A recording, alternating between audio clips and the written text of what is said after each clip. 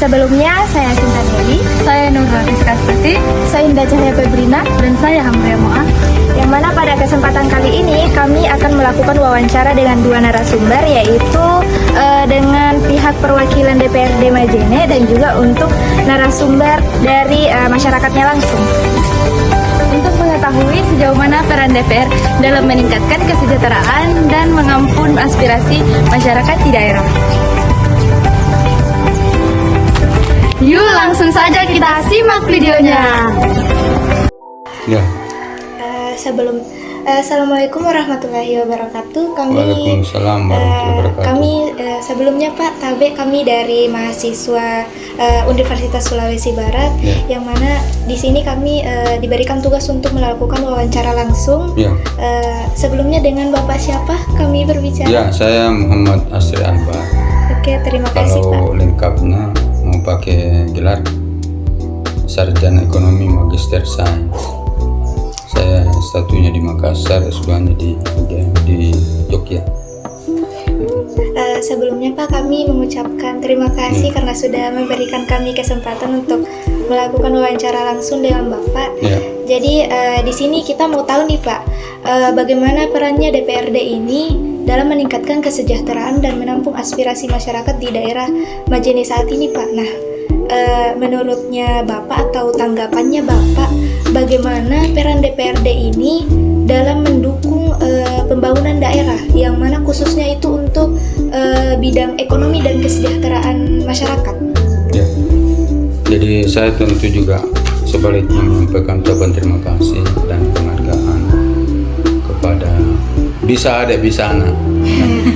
Ya, pertama telah berkenan bersilaturahmi dengan saya pada hari ini, sekaligus yang kedua memberikan ruang kepada saya untuk secara langsung maupun tidak langsung menyampaikan sosialisasi terkait tupoksi kami terkait dengan pertanyaan adik-adik anak-anakku, yang intinya adalah meminta penjelasan kepada kami terkait peran DPRD Majene dalam hal meningkatkan kesejahteraan masyarakat. Ya, jadi secara garis besar ada 3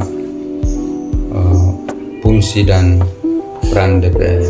Ada 3 tugas DPR, yaitu berkaitan dengan regulasi, merancang perda peraturan, kemudian berkaitan dengan anggaran. Anggaran inilah yang sangat bersentuhan dengan upaya untuk meningkatkan kesejahteraan ekonomi masyarakat. Yang ketiga adalah fungsi pengawasan. Jadi peran kami adalah melakukan pengawasan terhadap kinerja pemerintah daerah. Pemerintah daerah itu mulai dari bupati, wakil bupati, sekda, dan seluruh kepala dinas, dan seluruh camat, seluruh lurah, dan seluruh unsur eksekutif yang ada di pemerintah daerah yang menjalankan roda pemerintah. Jadi kalau garis besarnya ditarik, mereka adalah pelaksana, kami adalah pengawas. Kalau diibaratkan ke sepak bola, dia adalah pemain bola, kami adalah wasit. Begitu ilustrasinya.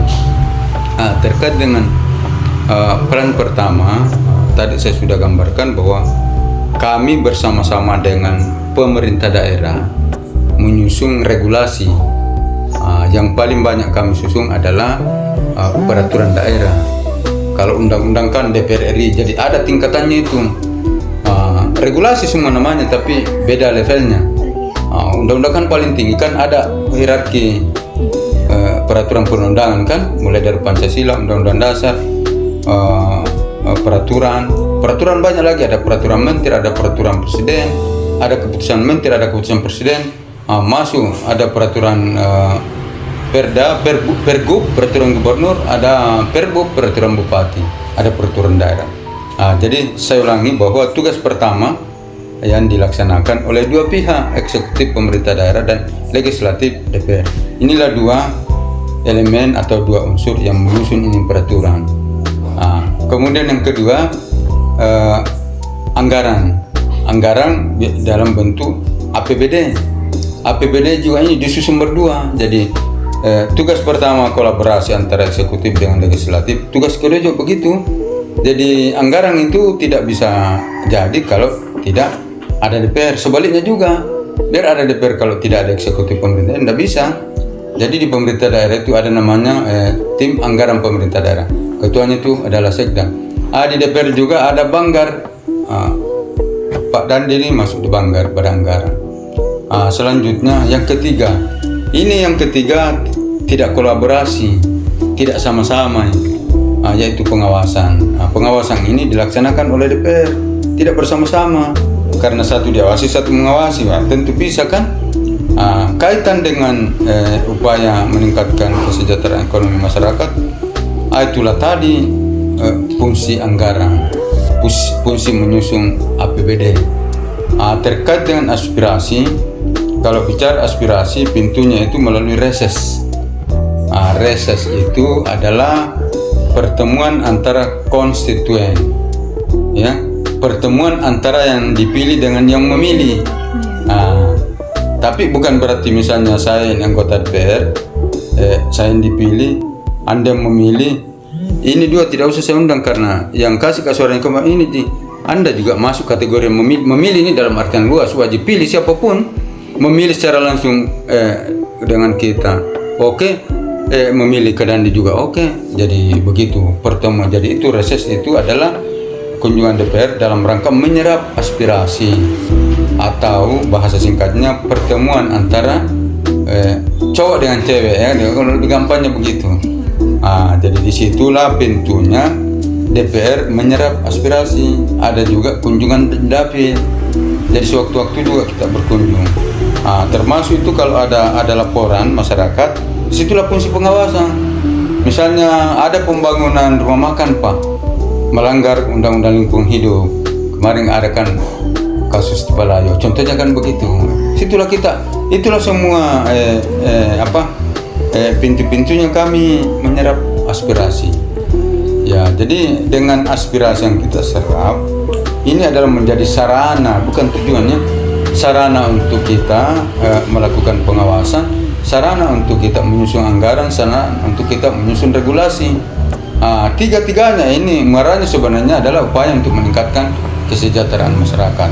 Tapi kalau mau langsung, yang pusing kedua, karena fungsi anggaran.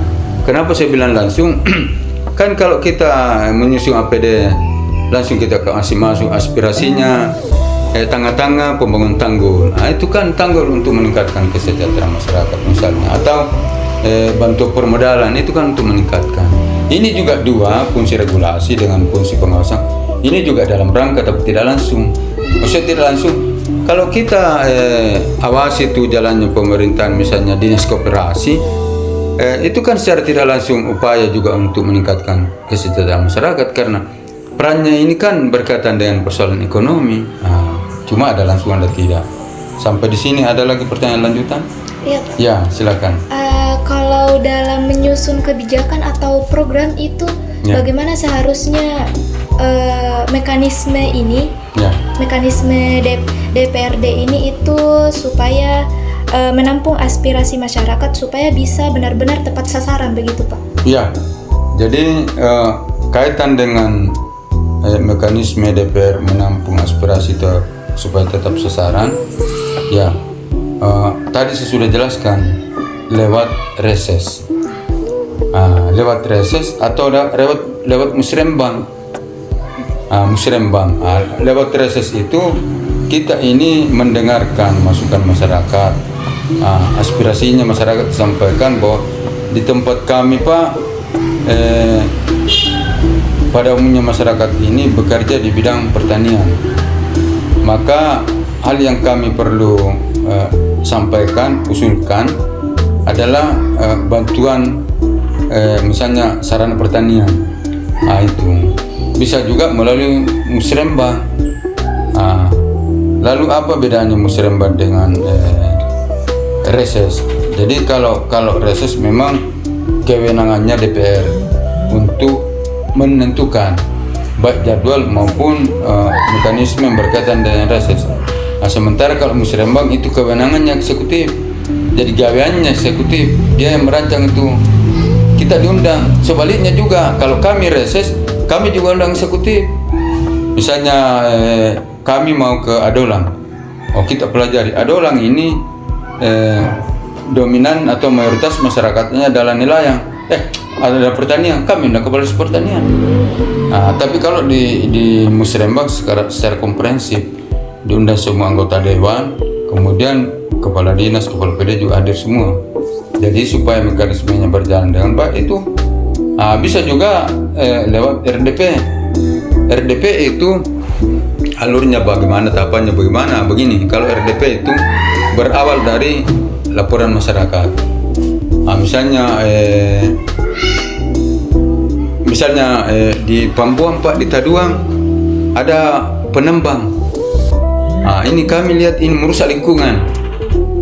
Kami undang masyarakat yang berdomisili di situ, kemudian kami undang dinas yang bertanggung jawab.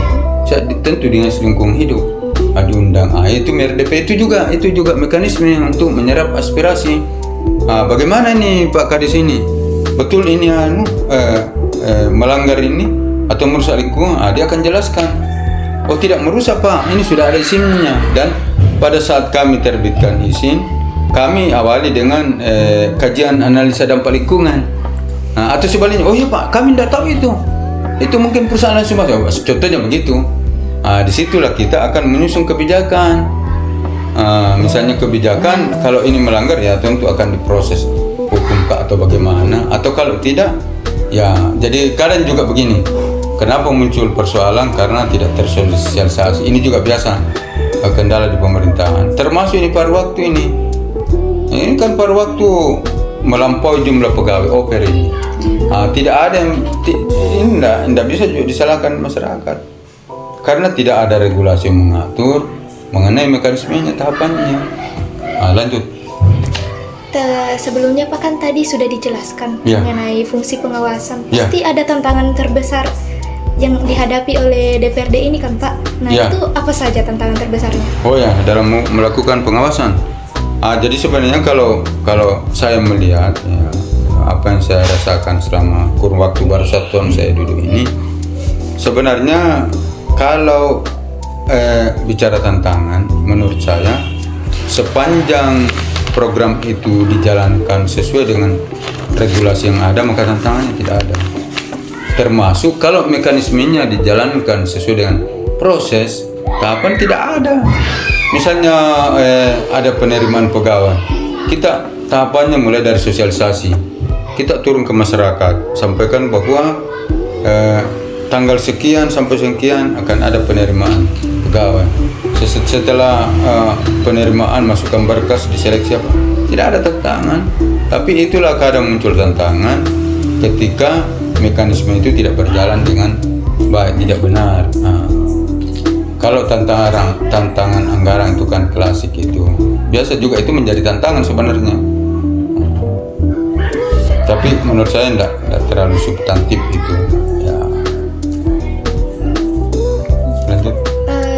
Lalu bagaimana kemudian DPRD ini tuh memastikan kalau transparansi dan akuntabilitas dalam setiap kebijakan atau anggaran itu Pak yang dijalankan bagaimana? Jadi pertama sosialisasi awal, sosialisasi perencanaan, kemudian disosialisikan juga pelaksanaannya. Itu kan wujud transparan. Misalnya termasuk sebanyak itu papan proyek itu media transparansi itu. Kan masyarakat tahu pembangunan puskesmas tangga-tangga misalnya, kalau ada anggarannya sekian dimulai tanggal sekian, sumber dananya itu salah satu cara upaya untuk melakukan transparansi dan akuntabilitas. Pemborongnya harus jelas. Tujuannya apa? Supaya ketika ada hal yang tidak sesuai dengan aturan atau mekanisme, gampang kita menyampaikan laporan atau masukan. Misalnya ini direkturnya PT Angin Ribut misalnya, Pak, masa di papan proyek saya lihat itu volumenya 7x7. Setelah kami melakukan apa istilahnya survei atau apa, ternyata 5x5. Gimana Pak? Begitu. Jadi itu sebenarnya media transparansi yang paling sederhana, paling murah, paling praktis paling efektif. Ya, kan kalau mau dialog panjang prosesnya tuh, tentukan dulu waktu, siapkan dulu kue apa. Nih kalau ini kan langsung kita tahu. Oh ini puskesmas 7x7. Coba ukur dulu 7x7 itu. Apa nak? 7x5. Macam mana mau mencari kayang itu juga salah juga itu juga. Besar juga itu salah juga. Dari mana ambil duit? Tidak mungkin. Ya mungkin ada pedagang merugi kan. Masa 7x5 sekalinya diukur 7x10 kan tidak mungkin. Nah, jadi perencanaan itu kalau tidak sesuai dengan tahap awal, ya. Terakhir nih Pak. Ya. Jadi kalau Bapak bisa menyampaikan kepada masyarakat, terkhususnya untuk masyarakat Majene, Ya. apa pesannya Bapak supaya masyarakat ini bisa ikut berpartisipasi secara aktif untuk pembangunan daerah? Pembangunan daerah. Iya. Ya. Jadi tentu baik masyarakat maupun pemerintah masing-masing ada hak dan ada kewajiban. Jadi kalau mau seluruh elemen ini punya partisipasi yang bagus, yang maksimal dalam proses pembangunan, pertama adalah semuanya kita ini harus memahami hak dan kewajiban. Hak pemerintah adalah memberikan pelayanan. Terus hak masyarakat mendapatkan pelayanan. Sekaligus ada hak pemerintah tentu mendapat fasilitas, ya gaji apa dan sebagainya. Kewajibannya adalah memberikan pelayanan kepada masyarakat. Di sisi lain masyarakat punya kewajiban membayar pajak. Apa haknya adalah menerima pelayanan, merasakan manfaat pembangunan, mendapatkan fasilitas. Kemudian itu dalam bentuk fisik. Dalam bentuk non fisik, wujud partisipasi masyarakat dalam pembangunan adalah mengikuti kegiatan-kegiatan forum-forum perencanaan seperti musrembang, PSS kalau ada DPR. Kan kadang juga langsung protes yang muncul. Dia tidak sementara dia tidak penuhi tunaikan kewajibannya. Langsung protes, kenapa ada pembangunan di kampungku? Ya kan sudah disepakati di musrembang, kenapa tidak hadir? Begitu semua. Jadi harus kita ini memahami hak dan kewajiban. Masing-masing ada hak dan kewajiban. Ibu, kami dari mahasiswa Fakultas Ekonomi Prodi Manajemen Universitas Sulawesi Barat, yang mana di sini kami diberikan tugas oleh dosen kami untuk melakukan wawancara untuk dua narasumber, yaitu dari pihak perwakilan DPR dan juga dari masyarakatnya langsung begitu, Bu. Jadi di sini kita mengangkat tema yang berkaitan dengan sejauh mana peran DPRD ini dalam meningkatkan kesejahteraan masyarakat dan menampung aspirasi masyarakat di daerahnya, begitu Ibu, terkhususnya untuk daerah Majene ini. Nah, kita di sini mau tahu pendapatnya Ibu mengenai peran DPRD selama ini, itu apakah sudah terasa bagi Ibu di kehidupan sehari-hari begitu? Oh ya, jadi saya sebagai seorang guru, otomatis saya juga kan sebagai masyarakat. Nah, menurut saya kegiatan DPRD itu sudah berdampak bagi kami para guru atau pendidik di sekolah, karena ada beberapa contohnya beberapa bulan lalu mereka menyelenggarakan kerjasama dengan Yayasan Karangpuang untuk mengaktifkan kembali anak-anak yang putus sekolah.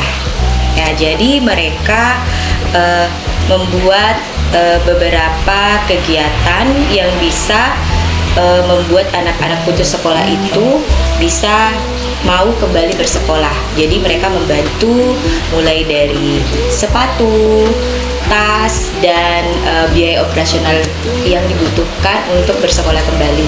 Jadi saya rasa DPRD Majene itu sudah sangat bagus sekali, berdampak positif kegiatan mereka untuk masyarakat, apalagi dunia pendidikan.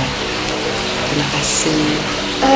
Mungkin bisa Ibu sedikit berbagi pengalaman kepada kita semua, seberapa sering masyarakat ini atau mungkin dari pengalamannya Ibu dilibatkan dalam kegiatan reses atau penyerapan aspirasi masyarakat oleh DPRD ini? Iya, Eh, Kalau untuk penyerapan reses itu, kalau kami dari dunia pendidikan itu beberapa bulan lalu kami ikut reses sama DPR menyangkut sertifikasi guru. Ya, polemik sertifikasi guru akhir tahun kemarin. Jadi kami dilibatkan, kami ditanya kenapa anggarannya belum cair, apa masalahnya, seperti itu. Jadi kami selaku guru yang penerima sertifikasi, kemudian Dinas Pendidikan dilibatkan. Jadi mereka mendengarkan curahan hati kami dan mereka menjadi penyambung lidah kami ke Dinas Pendidikan. Ya, seperti itu. Kalau menurutnya Ibu, hal yang paling penting dan seharusnya diperhatikan oleh DPRD ini untuk meningkatkan yang namanya kesejahteraan masyarakat, terkhususnya untuk daerah Majene, itu hal apa saja, Ibu? Ya, kalau menurut saya, tadi kan saya sudah bahas pendidikan. Nah, sekarang ini di Majene sendiri, terkhusus di kecamatan kita ini, Banggai, kita kan lihat banyak sekali UMKM yang bermunculan tiba-tiba di masyarakat kita. Jadi menurut saya ekonomi yang harus diperhatikan. Karena kita tahu sekarang kan inflasi. Banyak masyarakat yang membutuhkan pekerjaan, banyak sarjana baru. Kita tahu mereka berbondong-bondong mau jadi honorer, padahal kita tahu gajinya seberapa. Nah, muncullah UMKM yang pasti membutuhkan lahan. Nah, kalau DPR itu bisa mengatur, bekerja sama dengan pemerintah daerah, mengatur lokasinya, karena kita tahu bahwa UMKM ini berjamur di mana-mana. Jadi, kalau menurut saya, kalau DPR itu bisa merampung semua unek-unek yang berkaitan dengan ekonomi masyarakat, saya rasa UMKM kita, terkhusus di Kecamatan Banggai Timur ini, bisa lebih maju dibanding sebelumnya. Berbicara tadi mengenai pembangunan anggaran, Ibu. Kalau menurut pendapatnya Ibu mengenai transparansi DPRD ini, yang mana dalam menjelaskan hasil kerja dan pembangunan anggaran itu kan ke publik ya. Itu bagaimana menurutnya, Ibu?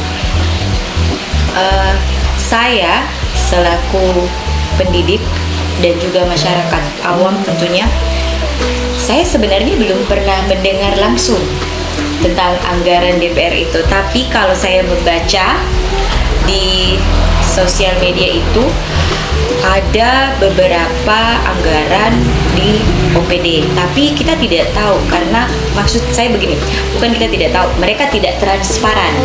Ya, mereka tidak berbicara OPD ini sekian anggarannya, pendidikan berapa.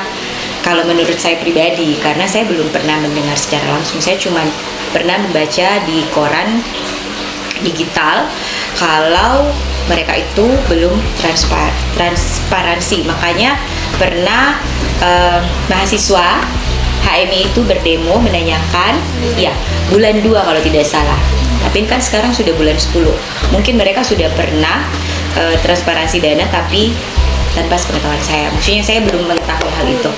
Iya. Terakhir nih Bu, untuk pertanyaan terakhir, kalau bisa Ibu menyampaikan pesan langsung kepada DPRD, terkhususnya untuk daerah Majene ini, apa harapan Ibu terhadap kinerjanya mereka? Iya, kalau saya bisa menyampaikan langsung harapan saya ingin pendidikan dan ekonomi Majene itu bisa lebih maju dibanding beberapa tahun sebelumnya. Itu karena saya sebagai pendidik di sekolah, terus terang banyak anak-anak yang putus sekolah. Alasannya yang pertama adalah faktor ekonomi. Jadi mereka lebih memilih membantu bekerja orang tua daripada mereka pergi sekolah. Jadi hal yang paling penting adalah pendidikan dan ekonomi. Kalau DPR bisa menangani hal ini, saya rasa Indonesia Emas di tahun 2026 itu bisa tercapai. Kan masih ada 1 tahun lagi, tapi ya kita harus optimis. Indonesia Emas harus dicapai tahun 2026 itu. Baik Ibu, itu saja. Sebelumnya maaf Ibu, dengan Ibu siapa? Ya, saya dengan Ibu Yayume Efrianti, saya sebagai masyarakat dan juga sebagai pendidik di SMP Negeri 2 Majene. Baik, itulah tadi hasil wawancara kami bersama masyarakat dengan Ibu Yayume Ibu Efrianti. Yayu. Nah, itulah tadi hasil wawancara kami bersama dengan pihak perwakilan DPRD Majene dan juga dari masyarakatnya langsung. Kami dari kelompok 3 melaporkan untuk tugas akuntansi manajemen. Terima kasih sudah menyaksikan. Dari masyarakatnya langsung. Kan kesejahteraan dan menampung manajemen melaporkan. Terima kasih sudah menyaksikan. Apa nih? Dan juga dari masyarakat.